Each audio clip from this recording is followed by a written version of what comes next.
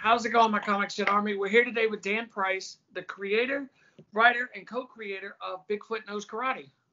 How you doing, Dan? I'm doing great. Thank you so much for having me today. Yeah, thank you for coming on. So tell us the inspiration behind Bigfoot Knows Karate. You know what? I'm somebody who believes in doing something different from project to project, and I don't think I could have gotten any more different from the last things I was working on than having a Bigfoot who does karate. The idea came for me just purely in a name first. You know, it was just Bigfoot Knows Karate. I came up with the name, sat on it for a couple of years there, started doodling them up in 2018, like coming up with a visual. Didn't really do much with it then, too. It was just something that was nagging on my brain. Casey, my co-writer on this, he saw what I was doing, and the motivation was Casey kicking me in the ass and saying, you know, start making a book. So, you know, over the last year, we've had very little that we could do, right? And so I started, that's, you know, the genesis of coming up with the story happened during, January of this year. And my wife said, why don't you make a comic again? It's been a while. Boom, off to the races. Now we've got Bigfoot Knows Karate, a gentle cryptid warrior who lives in a world where anyone can be the hunter and anyone can be a prey. You know, it's like think Godzilla versus Kong meets Kill Bill is the best way I can describe what we're doing here. So it's the title kind of says it all, and then at the same time it doesn't say shit, because we're going to be doing, there's a lot of twists and turns on this story along the way. Are we going to have other mythical monsters popping up? Couple three. In fact, this issue, Bigfoot Knows Karate, goes up a character named Kung Fu Thulu, which is our take on Cthulhu. And so they do battle in a brutal, bloody slugfest like you haven't seen in a long time. And it's very over the top, and it's very exciting to see, you know, how this whole thing has come together. Okay. Are you going to kickstart the book or Indiegogo it?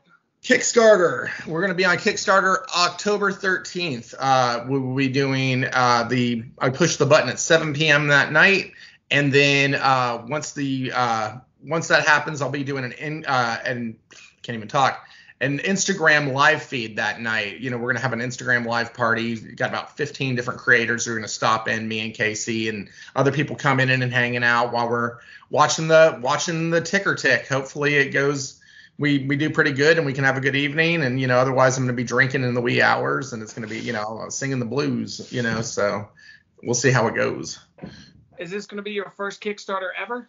First Kickstarter ever. Never done this before. I mean, I've made comics before, but it was years ago. I took a break, raised a family, you know, things like that. And so this is my very first Kickstarter. Super excited about it, because at first I was really nervous about the concept, but people are doing a Kickstarter, but, you know, will people get behind this? But the people have given us so much support on Bigfoot Knows Karate. It's been insane. I mean, like, the people on Instagram, Twitter have just been really, you know, especially Instagram, have been really behind us on it. I mean, I mentioned to you before, we've received over 50 pieces of fan art supporting Bigfoot Knows Karate and Kung Fu Thulu. I've never seen that before. I've never seen like so that gives me hope that we're going to have a pretty fun campaign, that we're going to have a pretty good campaign out of this. So, and I just can't be more grateful to everybody on Instagram and everywhere else that we communicate with them, because people are just excited about the project. So you should take all of their fan art and put it together as like a stretch goal. So funnily, you should say that. I'm actually doing not a stretch goal, but what I'm doing is two different versions of the book. I'm doing a regular edition, 30-page story, and that's going to have two covers to choose from. And then I'm doing the deluxe edition. Okay, and the deluxe edition of the book is going to be the 30-page story plus a 10-page fan art gallery plus extra sketches of mine and something really special. There's going to be a page on there that's dedicated to a director's commentary. You'll click on a QR code. The QR code will pull up on your phone to a private video over YouTube where myself, Casey Allen, the co-writer of Bigfoot Knows Karate, and a couple of other guests are going to have a roundtable discussion discussing the book in detail, talking, because there's been so many things that we can't talk about in these podcasts because we don't want to spoil the surprise. But when you watch that video, we can walk you through from how we got here to where we're going, and get, you know, and really discuss the twists and turns and who Bigfoot really is. So it's something I've never seen. Somebody try something like this before. So we'll see how it goes. You know. Yeah, me neither. I've never heard of that. So the only way they can see this video is through the QR code? Yep. So they have to buy the deluxe edition of the book. They'll scan the QR code and it'll take them to a private video where they can watch it. All right. Yep. And what's some of your earlier books that you've done? Oh, Lord. Okay, so my first book out was something called Latex Avenger. He had a sidekick named Spermicidal Foam Lad, and together they repelled crime 99.9% of the time. I did that for several issues. You met characters like Kosher the Pig and Manibus the Kaiju Pot Monster and, Sexy Nurse America. My grandparents were characters in the book. I mean, so it was very funny superhero satire. Family Guy was big at the time, so you kind of think of it like, superheroes turned up to 11, Mm-hmm. And then I did a book called Masters of the Obvious, which was for a publisher called Hound Publishing. They loved Latex Avenger, but it was just too R-rated, too blue. So I did Masters as a PG-13 style of that same kind of comedy, though. You had characters like Dr. Biclops. He had two eyes. The Visible Woman, you can't miss her. LeBron the snapping turtle, don't make him snap. You wouldn't like him when he snaps. And so they'd fight like the Puggalos and the My Little Jabronis and, they all sorts of shit. And so I did that. Then I did a thing for the Stan Lee Foundation. It was the only Youth 7 project I've ever done, it was called Excelsius, The Uphill Adventures of a Boy Named Stanley. And it kind of supposed Stan Lee is a little boy named Stanley. And having to deal with the bullies of the neighborhood, like Galakowitz, who wears the purple shirt, and he's a big, huge bully. And he's got this little bald-headed kid named Harold who carries a skateboard and wears a silver shirt, and so Galactus and Silver Surfer and Peter Parker shows up. They're all very thinly veiled versions of the character. We did that for the Stan Lee Foundation to promote literacy for, amongst children. So yeah, so those are the main things I've done as creator-owned, and then I've done work for Halloween Man. I don't know if you ever heard of a book called Halloween Man, but it's been running for about a long time now. And I've done some interiors, I've done some cover work for them, done Guano Guy, I worked on that book, I've done a handful of other things. So it's been a fun run so far. Nice. Yeah, we just reviewed the Guano Guy. I think it was issue 3.5 or something. Okay. I did cover work for him. I think I did his cover for a 0 issue. I'm not sure. And then I did another cover for him for something called Mr. Marvelous Man. So I did some work for him. Mark's a really good guy. Mm-hmm. Mark's a really good guy. Are any of those books that you just listed available? Do you have a website?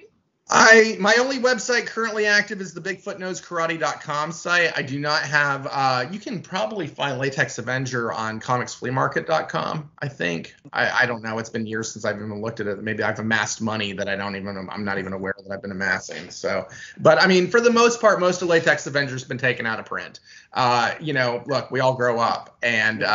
We all change. I'm not the same person I was when I wrote that back in 2007, and not that I'm ashamed of the work, not at all. I'm actually very proud of it. Some of it's kind of shameful, but but it's nice to move on to something different. It's just nice to kind of, go on to something different. Yeah. I don't really have much more to say than that. So on that. Yeah. How do you think that your writing evolved over the years?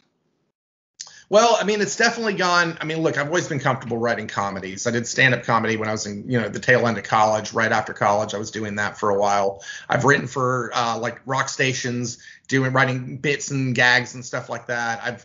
I've written all across the board. I've written for magazines. I'm comfortable in that arena. For my writing, though, to take it from comedy and take it to this high-octane action adventure, psychological thriller. For Bigfoot Knows Karate, it's been a lot to grasp. That's why Casey came in. I came up with the ideas. I kind of put together a Bible of what it was about. But Casey's been the one who's been very instrumental in putting it, helping me frame everything together, understand I have these huge story arcs that I'm working over a 5-issue miniseries, basically. And so what Casey's been able to do is deconstruct what I put together and break it down into sequences for me. So when it comes time to draw, he's done all that heavy lifting and put the set up where Kung Fu Thulu is going to be versus, you know what I mean? He's just doing the figuring it out. And I think, as we do more issues, Casey's going to have like a stronger hold on more of the writing than he is in this first issue, just because I came to the table with so much. But we're so tight, that it works really well together, because I've never co-written something with somebody either. Most of the time writers are pretty control freaks. And Right. so and I know I am. I mean, I'm not even talking for the world. I'm a control freak, me. And but he's taken me in stride, and just he's been amazing to work with. It's been one of the best, experiences I've had working on a comic book, for sure. Okay. Do you do any art consultations? Such as, I'm sorry? Do you do art consultations, like covers, or if anybody needs any paid art?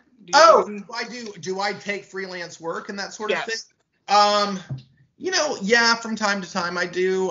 My day job keeps me pretty busy. I'm a creative director for a marketing group and a magazine, so my day job holds a lot of time. So yeah, sometimes I will take commission work. Not really like covers, interiors, things like that. Not really just drawing commissions. I don't really do a whole lot of that sort of thing. So just usually paid comic work.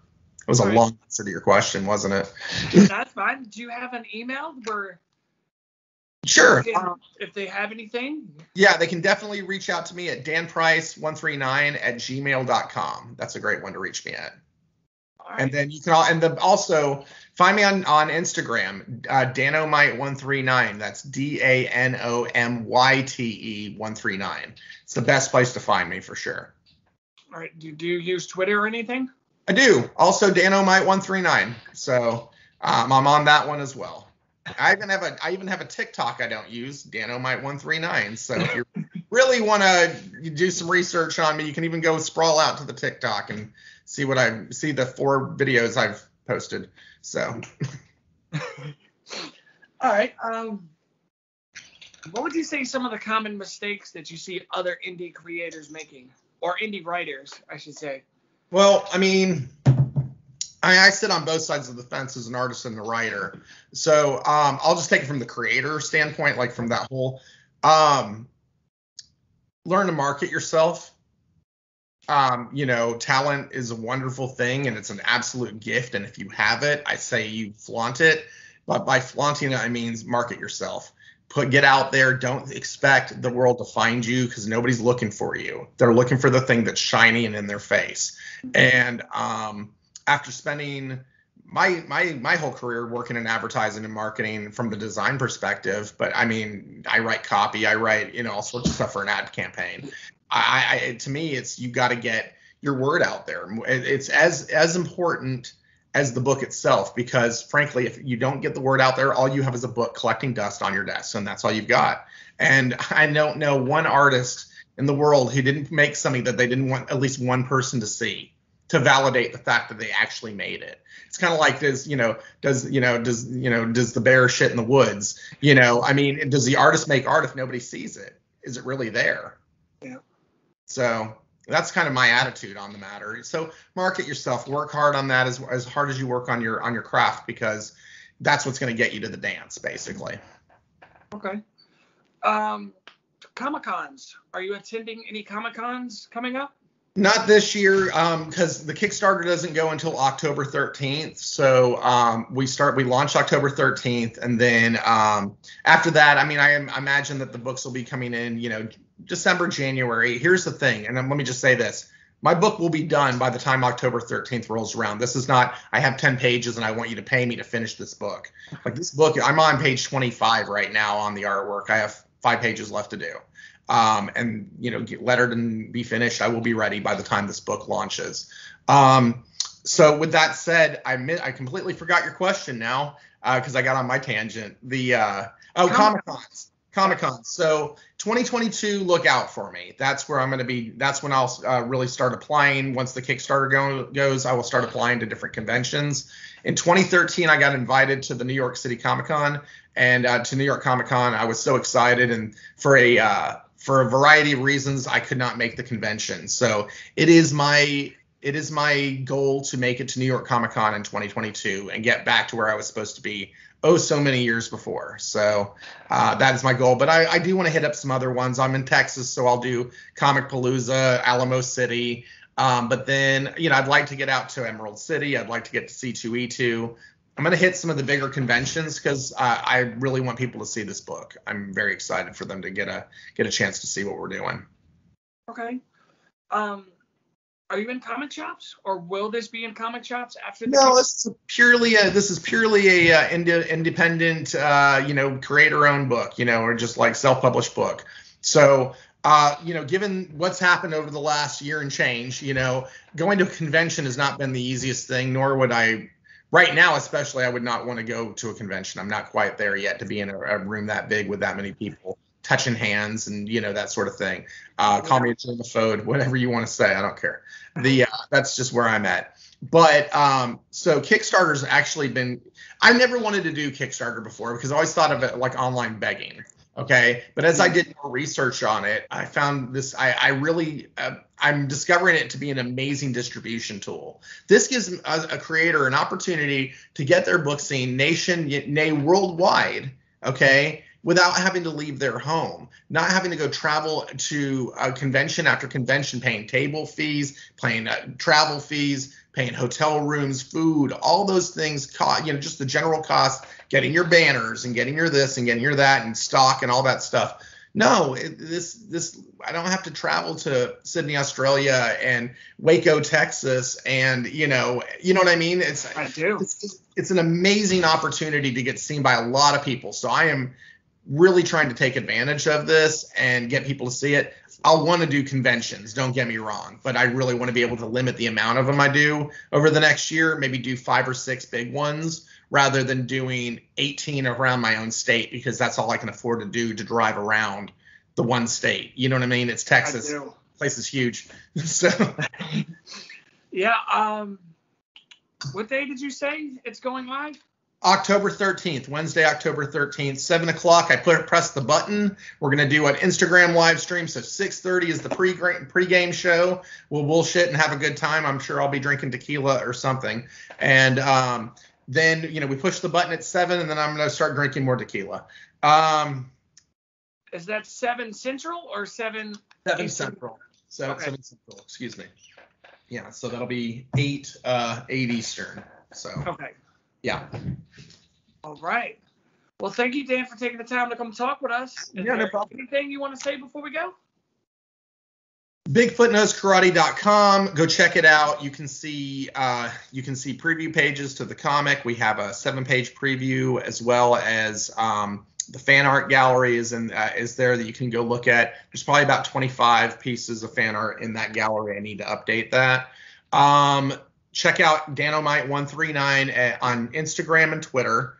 You can also check out Casey Allen on Instagram and Twitter at Robots Eat Guitar. So those are the best ways to find us.